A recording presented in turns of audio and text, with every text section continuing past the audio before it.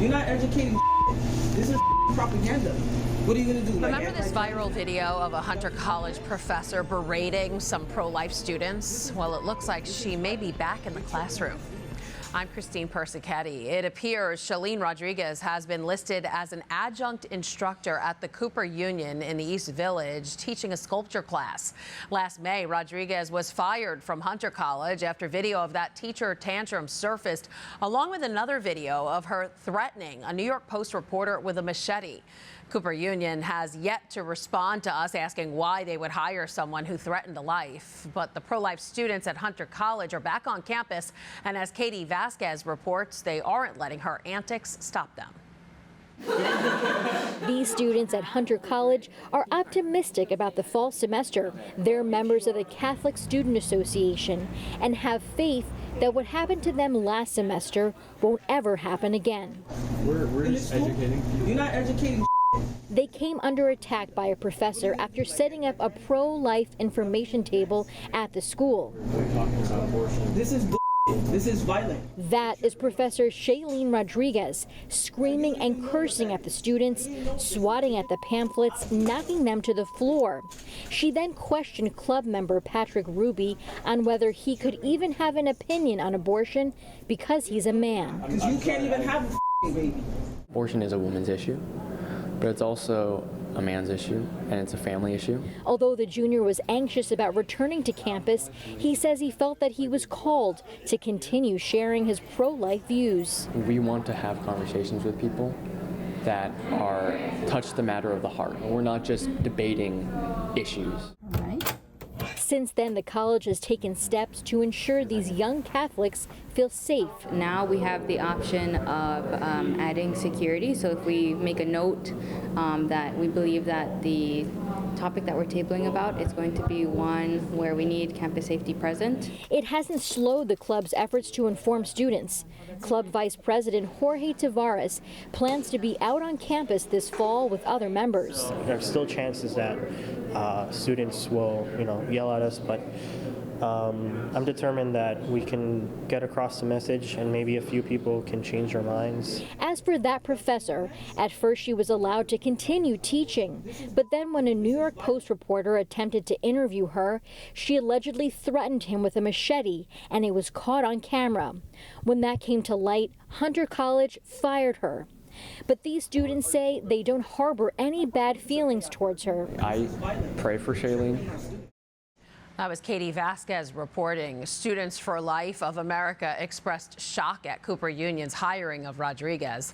The teacher was charged in the machete incident and is due back in court in October. We are about a week away from a major event for the Eucharistic Revival. Around 7,000 people from across Brooklyn and Queens will be heading to Maimonides Park on October 7th for a day designed to bring them closer to Christ through the Eucharist. Once again, here's CRUZ News' Katie Vasquez with a preview of the music that will be sung at the Coney Island Revival. This is the soundtrack of the Diocese of Brooklyn. From the installation of a bishop to the welcoming of a pope, they are the Diocese of Brooklyn's main choir, and they provide the music at every major event. Benedict, John Paul, Francis, in Manhattan, all of them. The group is made up of 40 singers, their voices hailing from all over Brooklyn and Queens.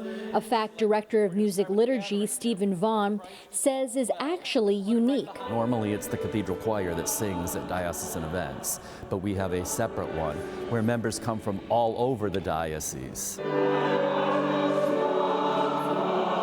But picking the right voices to hit the right notes is actually a selective process. If you can't read music, you have to at least be able to have a good ear, and we want people who have good voices, obviously. It's not just anybody can come sing with us. You have to be committed, and you have to be able to make music with the others. Once a week, the singers come to St. Kevin's Church in Flushing to hone their craft. The people here really enjoy singing.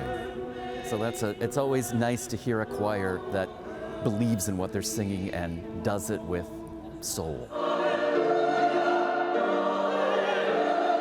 They're preparing for their next big performance. On October 7th, the choir will sing at the Diocesan Eucharistic Revival event at Maimonides Park.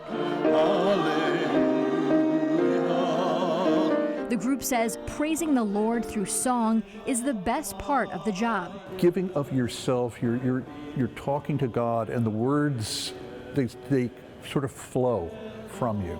And it lifts you up and fills you up with all the beauty that the church has to offer you. And they encourage everyone coming to the Coney Island Stadium to do the same. In Flushing, Katie Vasquez, Currents News. If you want to watch the Mass from the Diocesan Eucharistic Revival event, it will be live on Net TV. Just tune in at 9:45 a.m. right here on Net on Saturday, October 7th. Finally tonight, it is the 45th anniversary of the death of Pope John Paul I. The smiling Pope, as he was called, died on September 28, 1978, making his reign the shortest in papal history.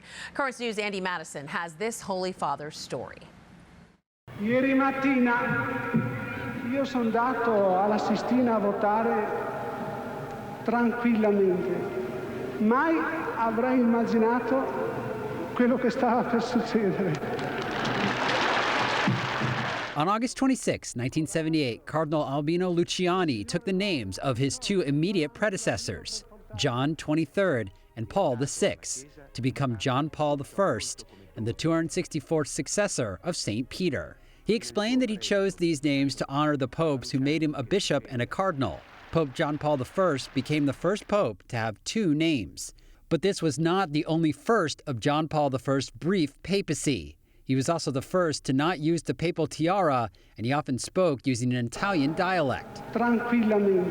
Both made the papacy more human and more relatable to people.